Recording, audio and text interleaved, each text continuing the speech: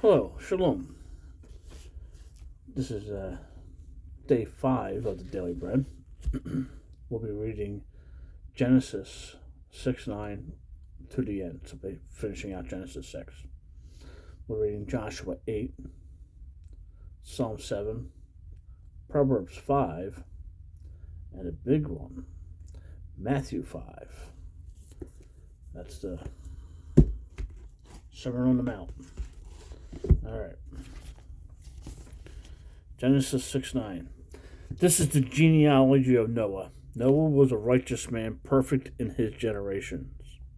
Noah walked with Elohim. And Noah brought forth 3 sons, Shem, Ham, and Japheth. And the earth was corrupt before Elohim, and the earth was filled with violence. And Elohim looked upon the earth and saw that it was corrupt, for all flesh had corrupted their way on the earth. And Elohim said to Noah, the end of all flesh has come before me, for the earth is filled with violence through them. And see, I am going to destroy them from the earth. Make yourself an ark of gopher wood. Make rooms in the ark and cover it inside and out with a covering. And this is how you are to make it. The length of the ark is 300 cubits, 50 cubits. Its width is 50 cubits, and its height is 30 cubits. Make a window for the ark, and complete it in a cubit from above, and set the door of the ark on its side. Make it with lower, second, and third decks. And see, I myself am bringing floodwaters on the earth to destroy all flesh, in which is the breath of life from under the heavens. All that is on the earth is to die. Well, the animals did nothing. This is just all man, but he's just wiping it clean.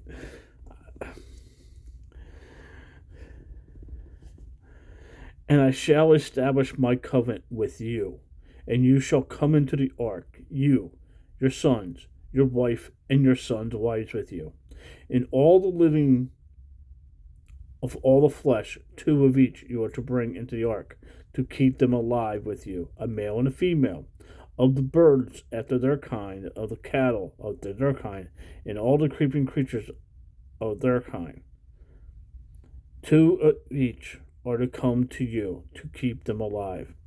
As for you, take all the food that is eaten and gather it to yourself, and it shall be food for you and for them. And Noah did according to all the Elohim commanded him, so he did so. Okay, moving on to Joshua 8. Okay. And Yeshua said to Joshua, do not be afraid, nor be discouraged. Take all the soldiers with you, and arise. Go up to Ai. See, I have given into your hand the sovereign of Ai, and his people, and his city, and his land. So you shall do to Ai and its sovereigns as you did to Jericho and its sovereigns. Only its spoil and its livestock you take as plunder for yourself. Set for yourselves an ambush for the city behind it. And Joshua and all the soldiers rose up to go to Ai. And Joshua chose 30,000 brave men and sent them all out by night, and commanded them, saying, see, you are going to lie in ambush against the city, behind the city. Do not go very far from the city, but all you do shall be prepared. While I and all the people who are with me approach the city, and it shall be when they come out against us as formerly that we shall flee before them. And they shall come out after us till we have drawn them from the city, as those saying, they are fleeing before us as formerly, and we shall flee before them. Then you shall rise from the ambush and seize the city, and Yahweh your Elohim shall give it into your hand. And it shall be when you capture the city that you burn the city with fire. Remember, biblically, there's two ways to clean things: water, fire. Do according to the word of Yahweh. See, I have commanded you. And Joshua sent them out, and they went to lie in ambush, and stayed between Bethel and Ai, on the west side of Ai. But Joshua stayed that night in the midst of the people. And Joshua rose up early in the morning, and inspected the people, and went up, and the elders of Israel before the people of Ai. And all the soldiers who were with him went up, and drew near, and came before the city, and camped on the north side of Ai.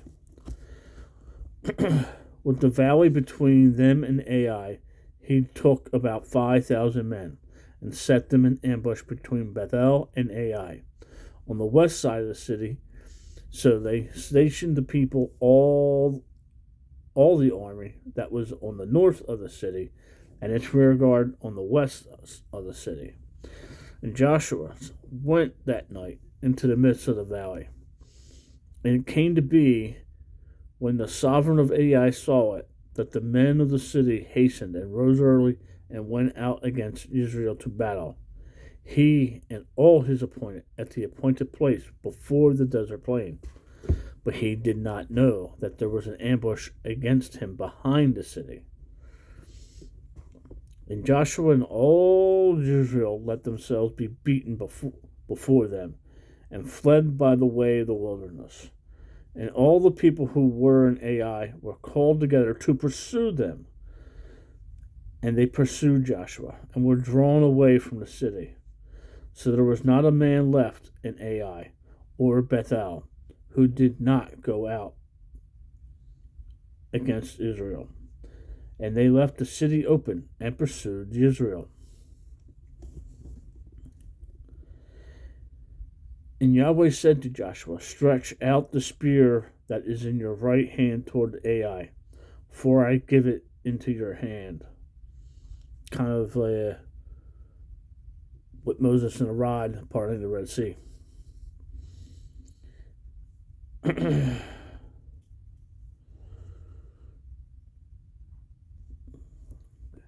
And the ambush rose quickly from their place. They ran at the stretching out of his hand, and entered the city, and took it, and hastened to burn the city with fire. And the men of Ai looked behind them, and saw the smoke of the city rising to the heavens. And there was no power in them to flee away or that way, to flee this way or that way. For the people who have fled to the wilderness turned back on the pursuers. And so Joshua's group, who was retreating, turned back to face them. So they had no choice but to, we got battle. Okay, we can't go back to save the city. And when Joshua and all Israel saw that the ambush had captured the city, and the smoke of the city went up, they turned back and struck the men of Ai. The others also came out of the city against them. So they were in the midst of Israel, some on this side and some on that side. And they struck them till none were left, and none had escaped. And the sovereign of Ai they caught. But the sovereign of Ai they caught alive, and brought him to Joshua. And it came to be, when Israel ended killing all the inhabitants of Ai in the field, in the wilderness where they pursued them, and when they had fallen by the edge of the sword until they were consumed, that all Israel returned to Ai and struck it with the edge of the sword. And it came to be that all who fell that day, both men and women, were 12,000, all men of Ai. And Joshua did not draw back his hand, with which he stretched out the spear, until he had put all the inhabitants of Ai under the ban. Only the livestock and the spoil of the city Israel took as booty for themselves, according to the word of Yahweh, which he had commanded Joshua. And Joshua burned Ai and made it a heap forever, a ruin to this day. And he hanged the sovereign of Ai on a tree until evening. And at sunset Joshua commanded they should take his corpse down from the tree and throw it at the entrance of the gate of the city, and raise over it a great heap of stones to this day. And Joshua built a slaughter place to Yahweh Elohim of Israel in Mount Yabal, as Moshe, the servant of Yahweh, had commanded the children of Israel, as it was written in the book of the Torah of Moshe, a slaughter place of unhewn stones, over which no man had wielded iron. And they offered on an ascending offering to Yahweh, and slaughter place, and a slaughter peace offering. And there, in the presence of the children of Israel, he wrote on the stones a copy of the Torah of Moshe, which he had written. In Israel, the sojourner as well as the native, with their elders and officers and judges, stood on either side of the ark before the priests of the Levites, who bore the ark of the covenant of Yahweh. Half of them were in front of Mount Gizim, and half of them in front of Mount Yabal, as Moshe the servant of Yahweh had commanded before, that they should bless the people of Israel. And afterward he read the words of the Torah, the blessing and the cursing, according to all that is written in the book of the Torah. There was not a word of all that Moshe had commanded which Joshua did not read before all the assembly of Israel, with the women and the little ones and the sojourners who accompanied them. End of Joshua. Psalms 8.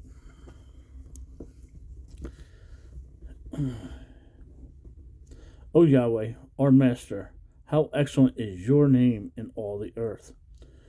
You who set your splendor above the heavens, out of the mouth of babes and infants, you have found strength because of your adversaries, to put an end to enemy and avenger. For I see your heavens, the work of your fingers, the moon and the stars which you have established. What is man that you remember him, and the Son of Man that you visit him?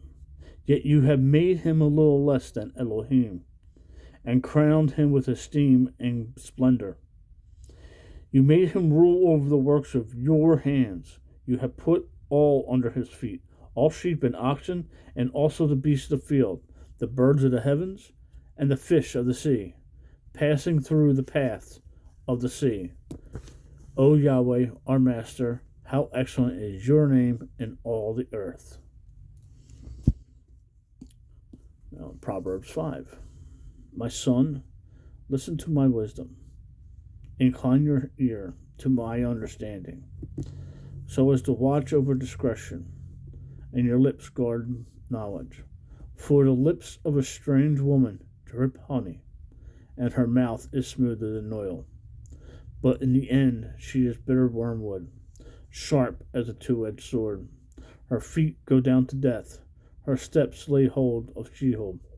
She does not consider the path of life, her ways are unstable, you do not know it. So now listen to me, you children, and do not turn away from the words of my mouth. Keep your way far from her, and do not come near the door of her house, lest you give your splendor to others, and your years to one who is cruel. Lest strangers be filled with your strength, and your labors go to the house of a foreigner. Then you shall howl in your latter end, Then your flesh and your body are consumed. When your flesh and your body are consumed, Revelations, and shall say, how have I hated discipline, and my heart has despised reproof. And I have not heeded the voice of my teachers, and I have not inclined my ear to those who instructed me. In a little while I was in all evil, in the midst of the assembly and congregation. Drink water from your own cistern, and running water from your own well. Should your springs be scattered abroad, rivers of waters in the streets, let them be only your own, and not for strangers with you. Let your fountains be blessed, and rejoice with the wife of your youth. A loving deer and a pleasant doe, let her nipples satisfy you at all times, and be captivated by her love always. For why should you, my son, be captivated by a strange woman, and embrace the bosom of a foreigner?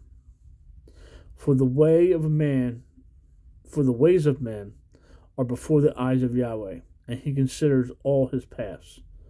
The wrong one is entrapped in his own crookedness, and he is caught in the cords of his sin. He dies for lack of discipline, and is in the greatness of his folly. He goes astray.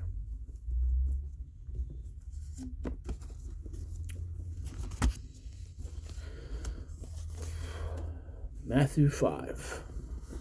Sermon on the Mount. I don't know if anybody's watching the TV show or watched the TV show The Chosen. I think they did this pretty well when they got to this part. But when he saw, Yeshua, the crowds, he went up on a mountain. And when he was seated, his taught ones came to him.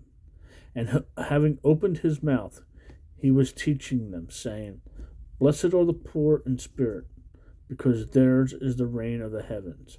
Blessed are those who mourn, because they shall be comforted. Blessed are the meek, because they shall inherit the earth. Blessed are those who hunger and thirst for righteousness, because they shall be filled. Blessed are the compassionate, because they shall obtain compassion. Blessed are the clean in heart, because they shall see Elohim. Blessed are the peacemakers, because they shall be called sons of Elohim. Blessed are those persecuted for righteousness' sake, because theirs is the reign of the heavens. Blessed are you when they reproach and persecute you, and falsely say every wicked word against you for my sake. Rejoice and be glad, because your reward in the heaven is great. For in this way they persecute the prophets who were before you. You are the salt of the earth.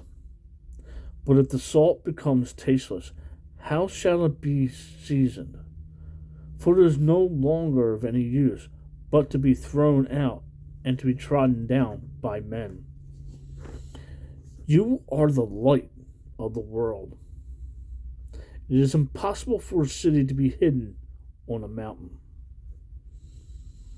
Nor do they light a lamp and put it under a blanket, but on a lampstand, and it shines for all those in the house. Let your light shine so before men. Let your light shine.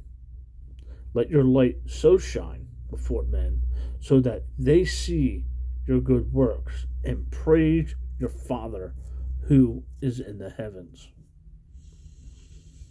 Do not think I came to destroy the Torah or the prophets. I did not come to destroy, but to complete. For truly I say to you, till the heaven and the earth pass away, one yod or one tittle shall by no means pass from the Torah till it all be done. Whoever then breaks one of these, of the least of these commands, and teaches men so, shall be called least in the reign of the heavens. But whoever does and teaches them, he shall be called great in the reign of the heavens. For I say to you, that unless your righteousness exceeds that of the scribes and Pharisees, you shall by no means enter into the reign of the heavens. You heard it was said to those of old, you shall not murder, and whoever murders shall be liable to judgment. But I say to you, whoever is wroth with his brother without cause shall be liable to judgment. And whoever says to his brother, Raki, shall be liable to the Shandri. But whoever says, you fool, shall be liable to the fire of Giman. If then you bring your gift to the slaughter place, and there remember that your brother holds whatever against you, leave your gift there before the slaughter place, and go. First make peace with your brother, then come and offer your gift. Be mindful with your opponent promptly while you are on the way with him, lest your opponent deliver you to the judge, and the judge to the officer, and you be thrown into prison. Truly I say to you, you shall by no means get out of there till you have paid the last qualms. You heard that it was said to those who of old, you shall not commit adultery. But I say to you that everyone looking at a woman to lust for her has already committed adultery with her in his heart.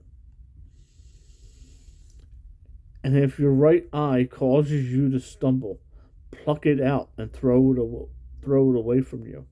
For it is better for you that one of your members perish than your entire body be thrown into the Gehenna.